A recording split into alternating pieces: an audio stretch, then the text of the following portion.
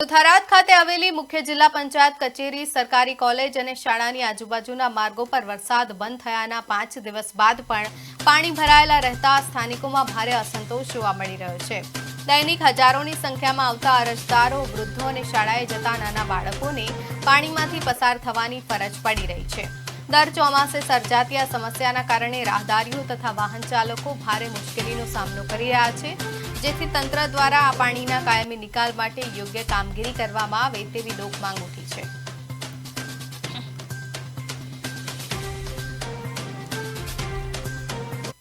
જિલ્લા પંચાયતમાં કામ અર્થે આવેલા હતા, પણ પાણી દર વર્ષે ચોમાસા સિઝનમાં ભરાઈ રહે છે।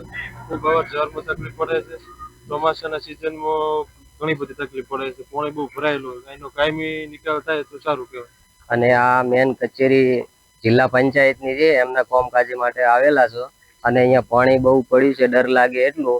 હાલ વિચાર કરી રહ્યા કે અહીંયા પાણીમાં જવું કે ન જવું, શું કરવું તે ડર લાગી રહ્યો છે। આ પાણીનો નિકાલ તાત્કાલિક થાય તો કોઈ માણસને અહીંયા નીકળવું હોય તો નીકળાય કામકાજ માટે।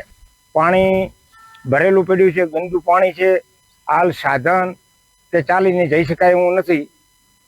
તે અમે સરકાર આગળ એવી અપેક્ષા રાખીએ છીએ કે આ પાણીનો નિકાલ કરે અને સુરક્ષિત માણસ જાય આવી શકે એવો પ્રશ્ન સોલ્વ કરી આલે। જિલ્લાની મુખ્ય કચેરી આવેલી છે, પાણીમાં ડૂબેલી, શું કહેશો? જિલ્લાની મુખ્ય કચેરી આવેલી છે, પાણીમાં ડૂબેલી છે।